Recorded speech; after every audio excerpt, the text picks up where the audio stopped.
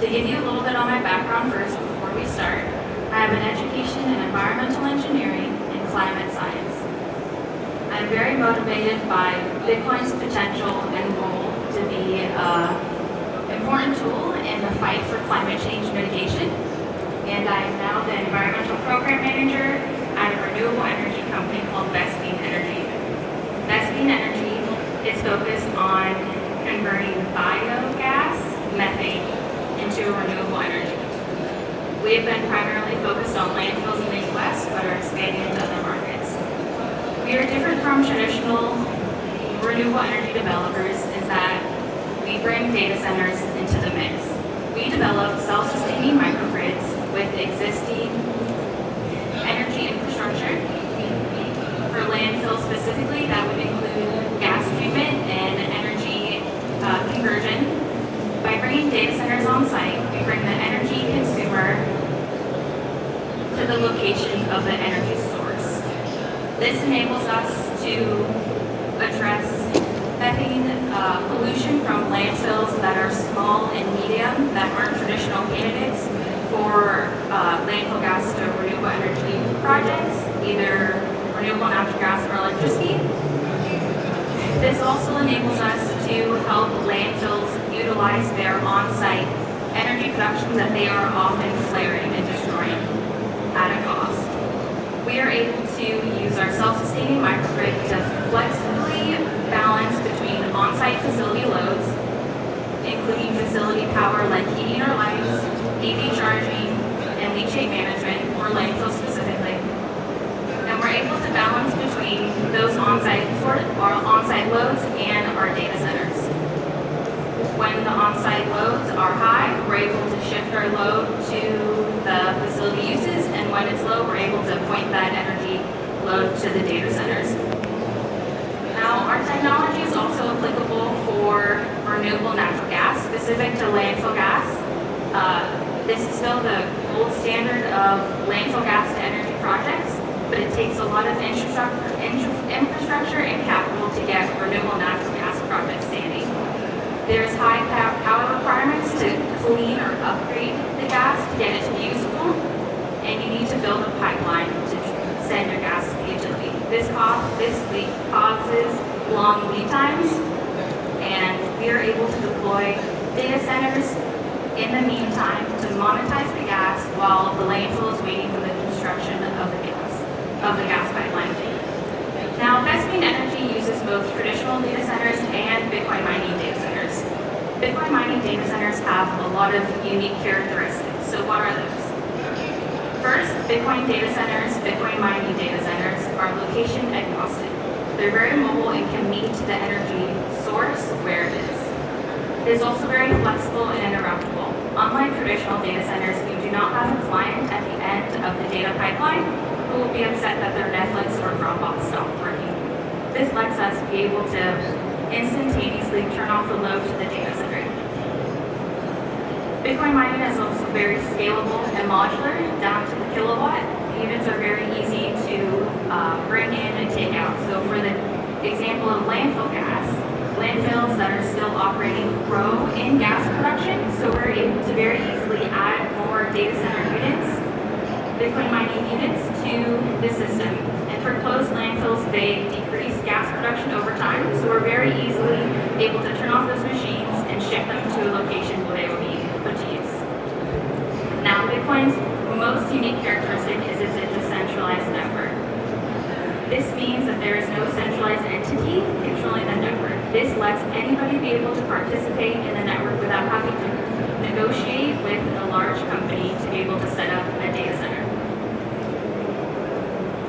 Now, because of these dynamics, there is no necessity for backup power to your Bitcoin mining data center.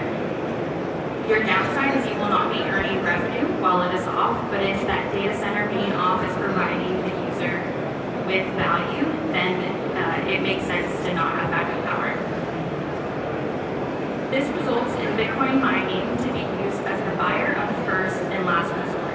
So what do I mean by that? If you have, let's say, a landfill, for example, or a solar plant that doesn't yet have an energy user, you're able to use Bitcoin mining first to be able to earn revenue before you have a sustainable customer base.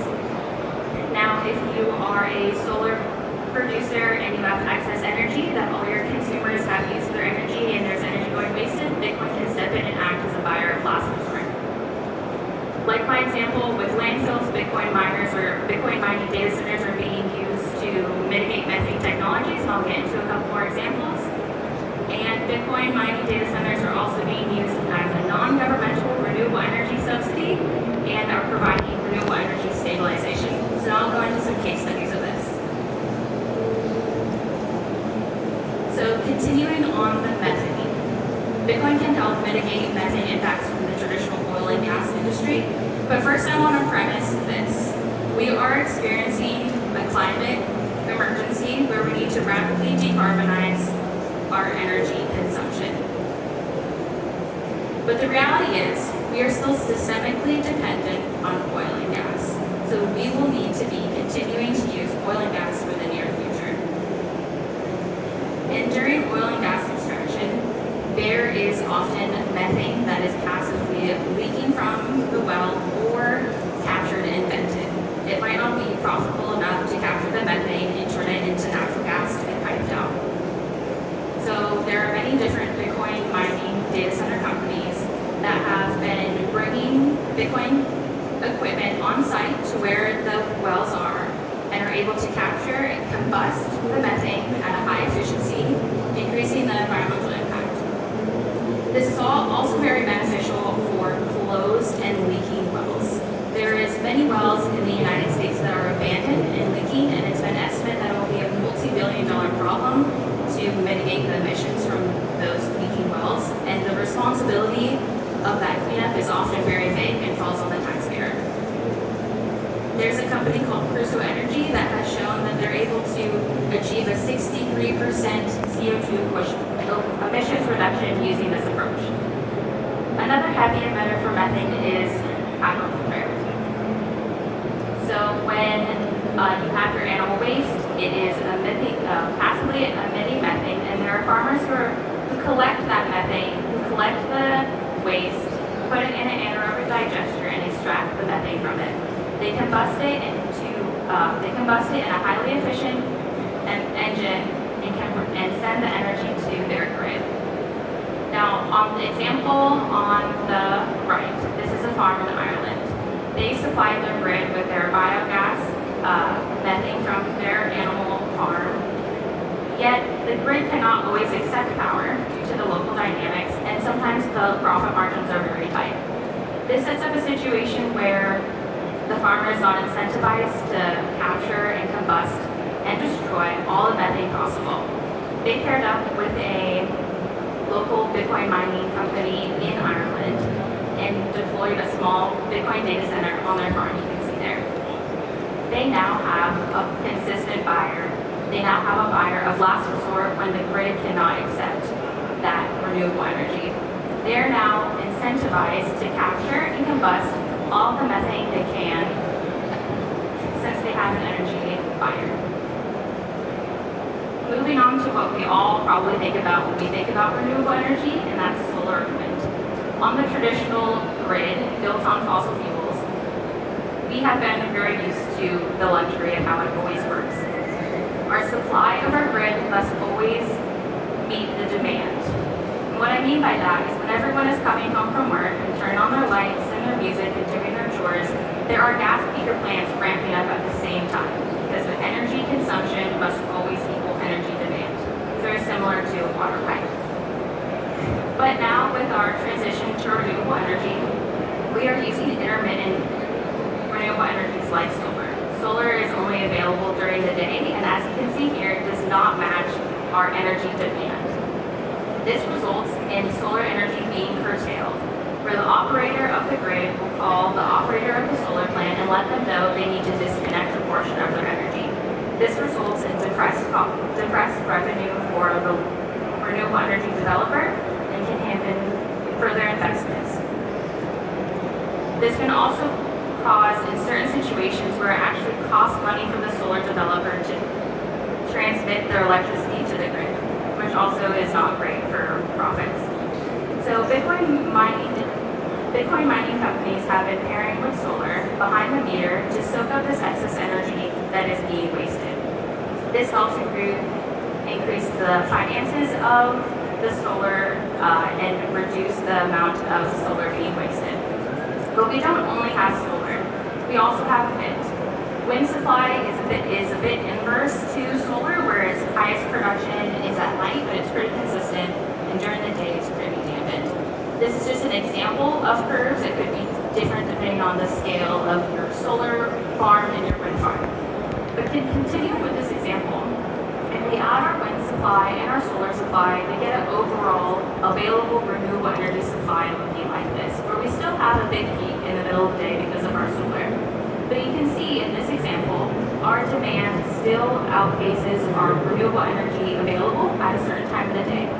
We're able to deploy another type of technology called demand response, and that is when instead of increasing our production of available energy, we're able to decrease our demand. An example of this historically would be a steel mill. They would be able to turn down their production for a period of time, yet they're not super flexible, they can't remain off for very long, and it takes a bit to turn them on and off. Bitcoin mining has been proving itself to be a really flexible demand response player in the space. Now you might say, but Merissa, we have batteries, shouldn't we just capture this excess electricity during the day and deploy it as batteries? And while yes, we should do that, battery technology is not exactly equipped to do this yet. And the International Energy Agency estimates that we will need 500 gigawatts of demand response technology in 2030 to meet the net zero emission target. To give you some context, in 2022, we were at 50 gigawatts. This means we'll need a 10-fold increase of demand response, and Bitcoin mining has been functioning as the most flexible demand response we'll get.